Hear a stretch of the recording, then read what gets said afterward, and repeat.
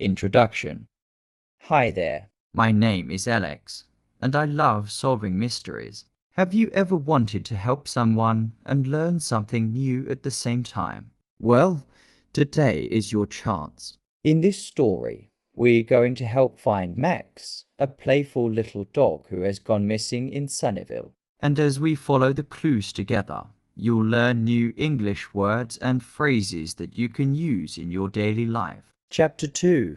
The first clue. Don't forget to turn on the subtitles to follow along, and try to repeat the phrases with me to improve your pronunciation. Are you ready? Let's dive into the mystery of Sunnyvale and help find Max. Sunnyvale's park was a peaceful place, filled with green grass, tall trees, and the sound of laughter from children playing. As Alex approached, the sight of families enjoying their day lifted the mood, but there was still no sign of Max. Alex scanned the area carefully. Near one of the park benches sat a young woman reading a book, and a little boy played with the ball not far from her. Could they have seen Max? Hi there, Alex said, approaching them. Excuse me, have you seen a small brown dog around here? His name is Max. The young woman looked up thoughtfully.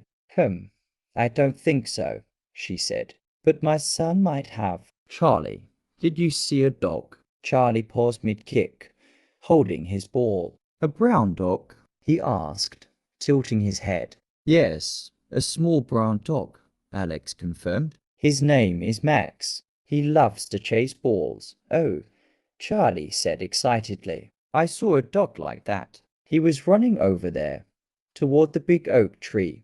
He pointed across the park. Thank you, Alex said with a smile. You've been a big help. With a renewed sense of hope, Alex walked toward the oak tree. Under the tree, Alex spotted something familiar. A chewed-up red ball. It was dirty and covered in grass, but it definitely belonged to Max. This is it, Alex murmured, picking up the ball. He was here. Alex looked around the base of the tree and noticed faint paw prints leading away from the area. Could they belong to Max? Before Alex could follow the trail, a familiar voice called out. Alex, did you find anything? It was Mrs. Green, a cheerful neighbor who often walked her own dog in the park. She had her golden retriever, Bella, by her side. Hi, Mrs. Green, Alex said. I found Max's ball under the tree, but I haven't seen him yet. Have you? Mrs. Green thought for a moment. I haven't seen Max today, but Bella did sniff something strange near the creek earlier. Maybe you should check there. The creek? That's a great idea. Thank you, Alex said.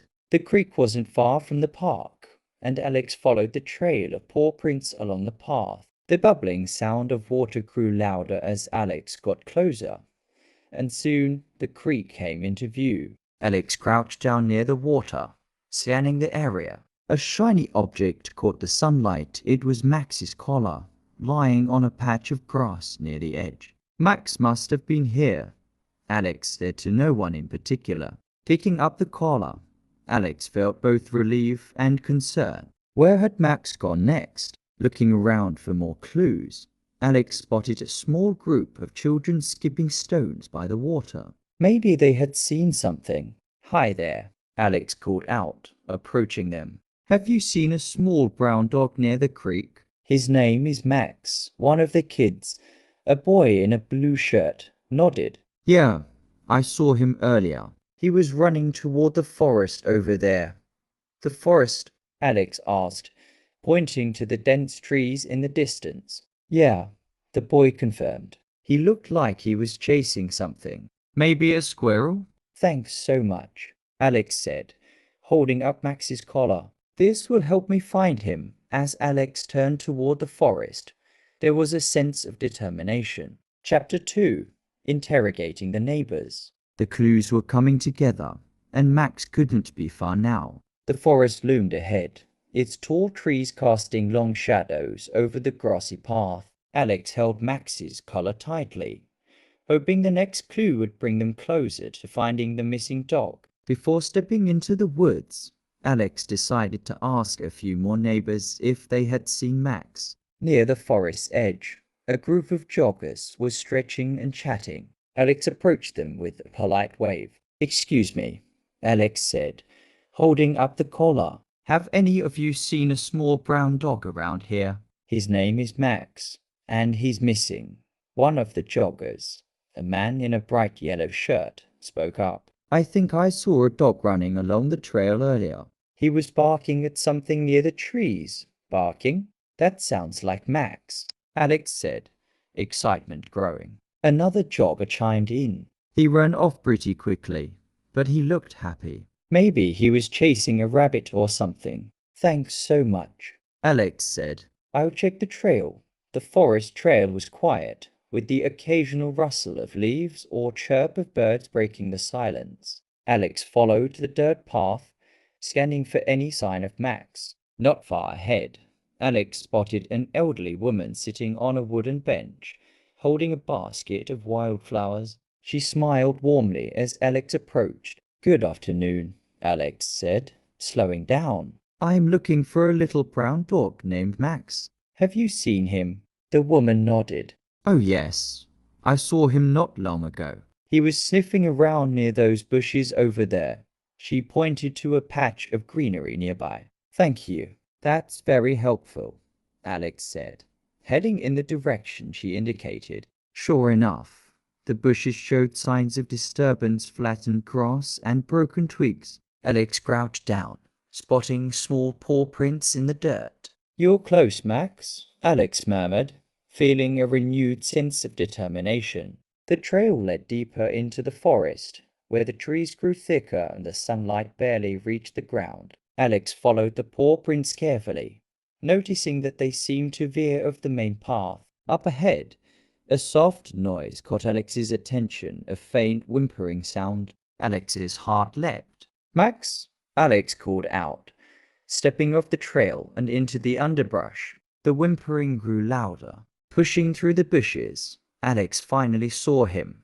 Max was caught in a small old fence, his leash tangled around the wooden slats. "Max!" Alex exclaimed, rushing over. Max wagged his tail furiously, barking with excitement at the sight of Alex. "Don't worry, buddy. I've got you," Alex said, gently untangling the leash and inspecting Max for injuries. Aside from a little dirt on his fur, Max seemed unharmed. "There you go," Alex said, lifting Max into their arms. "Let's get you home." With Max safe, Alex returned to the trail and began the walk back towards Sunnyvale. Along the way, they encountered a few more neighbors who were thrilled to see Max. "Max, you're a lucky dog," one neighbor said, scratching behind his ears. Another added, "Thank you, Alex, for finding him." The whole neighborhood was worried. "It was a team effort," Alex replied modestly. Everyone's clues helped. As they reached the edge of the forest, Max barked happily, as if thanking Alex for the rescue. Chapter 3.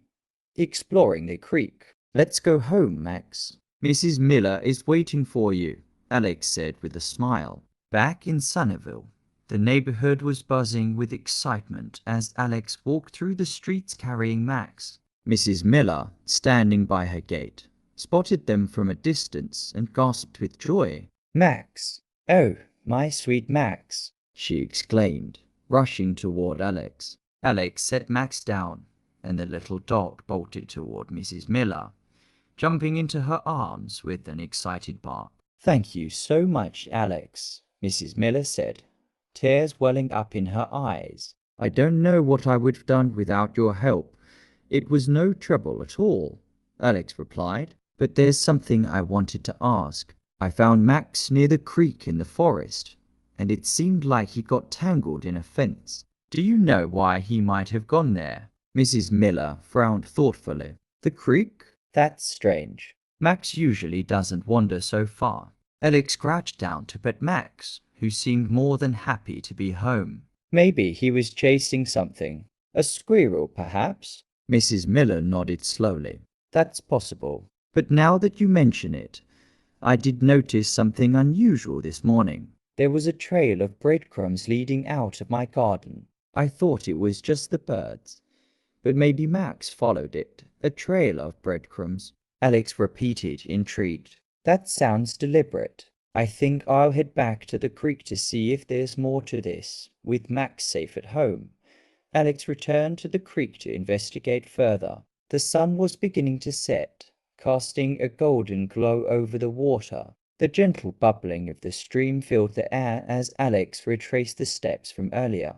At the spot where Max's collar had been found, Alex crouched down and looked around carefully. The ground was damp and covered in leaves, but something small and shiny caught Alex's eye. It was a silver button lying just a few feet away from the creek. What's this? Alex murmured, picking it up. The button looked like it had come from a jacket, possibly a child's.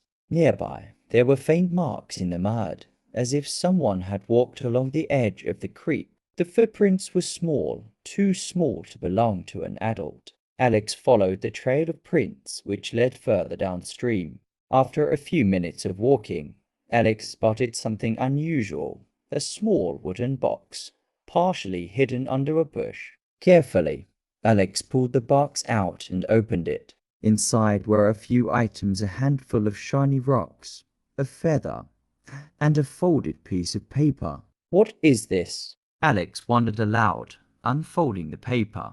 The note was written in messy handwriting.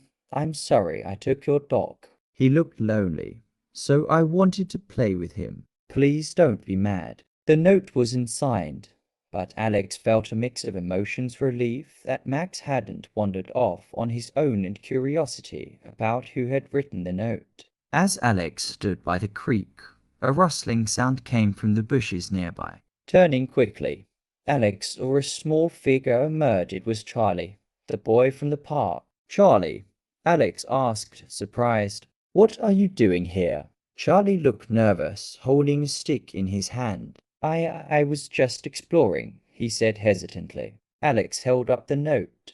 Did you write this? Charlie's face turned red, and he looked down at the ground. I'm sorry, he admitted quietly. I didn't mean to scare anyone. I just wanted to play with Max. He's such a fun dog, and I thought he might like the creek. Alex sighed, but smiled gently. Charlie, it's important to ask permission before taking someone's pet. Mrs. Miller was really worried about Max. I know, Charlie said, his voice trembling. I was going to bring him back, but he ran off, and I couldn't catch him. Well, the important thing is that Max is safe now, Alex said. But next time, you need to tell someone if you want to play with their dog, okay? Charlie nodded. Okay, I'm really sorry. Alex ruffled Charlie's hair. Apology accepted. Now, let's get you home before it gets dark. As Alex and Charlie walked back toward Sunnyville, the stars began to twinkle in the evening sky. Chapter 4. The Unexpected Helper. The mystery of Max's disappearance had been solved, and along the way, Alex had learned something important. Sometimes, it's not about solving the mystery, it's about the connections made along the way. As Alex and Charlie walked back into Sunnyville, the boy kept glancing up nervously. Do you think Mrs. Miller is really mad at me? Charlie asked hesitantly, kicking a small rock along the sidewalk. Alex gave him a reassuring smile. She was worried about Max, but she's a kind person. If you apologize, I'm sure she'll understand. Taking responsibility is the most important thing. Charlie nodded, his expression brightening slightly. Okay, I'll do it. As they approached Mrs. Miller's house, they found her sitting on her porch with Max nestled in her lap, wagging his tail. When Max saw Alex and Charlie, he barked happily, jumping down and running toward them. Alex and Charlie, Mrs. Miller said, her brow furrowing slightly. Charlie stepped forward, holding his hands tightly together. Mrs. Miller, I'm really sorry. I took Max without asking. I just thought he looked lonely, and I wanted to play with him. I didn't mean to scare you. Mrs. Miller looked at the boy for a moment before her expression softened. Oh, Charlie, I appreciate your honesty. Max is like family to me, so when he went missing, I was very worried. But I understand you didn't mean any harm. Charlie's face lit up with relief. Thank you. I promise I won't do it again. Mrs. Miller smiled. How about this? You are welcome to visit Max any time as long as you ask first. He could always use a friend to play with. Really? Charlie asked, his eyes wide. Of course, she said, patting Max's head. As the situation was resolved, Alex felt a sense of accomplishment. It was nice to see how everyone in Sunnyvale cared about each other, even when mistakes were made. After leaving Mrs. Miller's house, Alex decided to stop by the park one last time to reflect on the day. The sky was dark now, but the streetlights and the soft glow of the moon made the park look peaceful. Sitting on a bench, Alex thought about all the people who had helped in the search for Max. Each clue, no matter how small, had brought them closer to solving the mystery. Just as Alex was about to head home, a familiar figure approached. It was Mrs. Green, with Bella trotting happily by her side. Alex, I heard you found Max. That's wonderful news, Mrs. Green said, smiling. Thanks, Mrs. Green. Everyone's help made it possible, Alex replied. Mrs. Green sat down on the bench beside Alex. You know, Alex, you have a knack for bringing people together. Not everyone would go out of their way to help like you did, Alex chuckled. I guess I just like solving mysteries and helping others in the process. Well, Sunnyvale is lucky to have you, Mrs. Green said. Chapter 5. Wrapping up the mystery. Bella barked in agreement, wagging her tail. After chatting for a while, Alex stood up to leave. The day had been long, but it was also fulfilling. As Alex walked home under the starry sky, a thought crossed their mind. Every small act of kindness creates a ripple, and those ripples can lead to something truly amazing. The next morning, Sunnyvale awoke to a crisp breeze and golden sunlight filtering through the trees. Alex, still thinking about the previous day, decided to stop by Mrs. Miller's house to check on Max. As Alex approached the small, white picket fence, they saw Mrs. Miller in her garden, pruning a rose bush. Max was sitting nearby, happily chewing on a squeaky toy. Good morning, Mrs. Miller, Alex greeted warmly. Alex, it's so nice to see you, Mrs. Miller replied, setting down her gardening shears. Come in, come in. Alex entered the yard, giving Max a playful scratch behind his ears. How's Max doing today? Oh, he's back to his usual self, Mrs. Miller said with a laugh. Though I think he's a little extra spoiled after all the attention yesterday. Alex smiled. He deserves it. I'm just glad he's safe. As they chatted, Mrs. Miller brought out a tray with 2 cups of tea and a plate of cookies. You know, she began, yesterday reminded me of something important. This community truly comes together when it matters most. From you to the neighbors, everyone played a part in finding Max. Alex nodded. It's true. Even the smallest clue helped solve the mystery. And I think Charlie learned a valuable lesson too. Mrs. Miller chuckled. He certainly did. He came by this morning to play with Max. It's heartwarming to see him so eager to make amends. Alex sipped the tea thoughtfully. It's amazing how a single event can bring so many people together. It makes me appreciate Sunnyvale even more.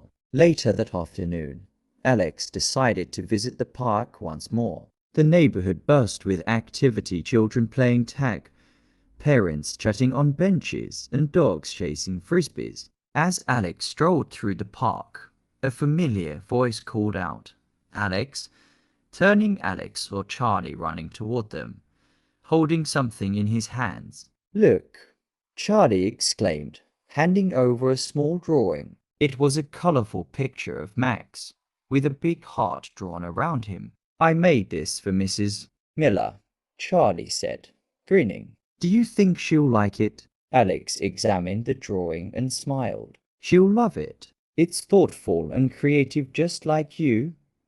Charlie beamed with pride. As the sun began to set, Alex headed home, reflecting on the events of the past 2 days. The mystery of Max's disappearance had been solved, but more than that, it had brought the neighborhood closer together. Before heading inside, Alex looked up at the sky, where the first stars of the evening were beginning to twinkle. Another mystery solved, Alex said to themselves with a satisfied smile. And another reminder of how special this place is. The story ends with Alex sitting by the window, writing in a small notebook labeled Sunnyvale Mysteries. Under the title, The Case of the Missing Max, Alex wrote, Sunnyvale isn't just a town, it's a family. And when one of us is in need, we all come together. Max is home, Mrs. Miller is happy, and Charlie has learned a lesson about kindness. It's these moments that remind me why I love solving mysteries in this little town. Alex closed the notebook and set it aside, ready for whatever mystery Sunnyvale might bring next. The story ends with Alex sitting by the window, writing in a small notebook labeled Sunnyvale Mysteries. Under the title, The Case of the Missing Max, Alex wrote, Sunnyvale isn't just a town, it's a family. And when one of us is in need, we all come together.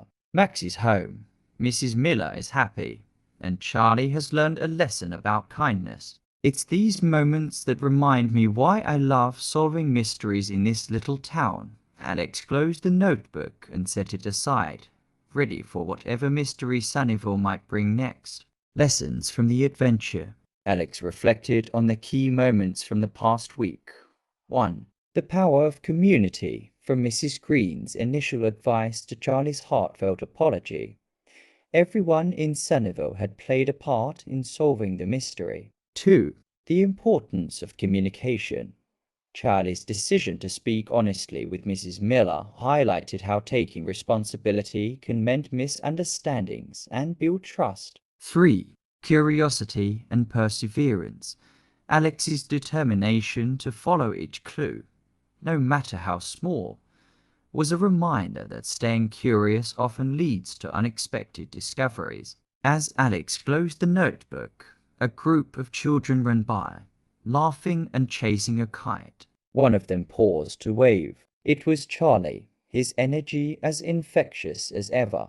Hi, Alex, he called out, waving a stick that looked like it might become part of his next adventure. Hi, Charlie. What are you up to now? Alex asked. Exploring, Charlie replied with a grin before dashing off with his friends. Alex chuckled, watching the group disappear into the distance. Sunnyvale will never run out of mysteries, Alex thought. And that's what makes it special, as the story concludes. Alex turns to the audience with a warm smile. This story wasn't just about finding Max, it was about learning. We learned the importance of helping others, being honest, and never giving up. These lessons don't just apply to Sunnyvale. They're things we can practice every day, no matter where we are. Alex leans forward slightly, their tone growing encouraging. And remember, if you're learning English, every small step you take is like solving a little mystery. Each word, phrase, or sentence you learn brings you closer to your goal. Just like in this story, it's all about persistence and teamwork.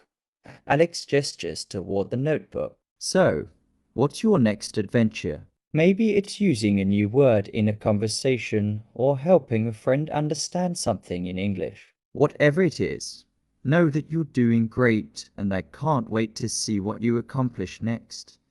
If you enjoyed this story and learned something new, don't forget to share it with someone else who's learning English. And if you're ready for more adventures in Sunnyvale, make sure to subscribe and check out the next story. Until then, keep exploring, keep learning, and remember, every little mystery solved is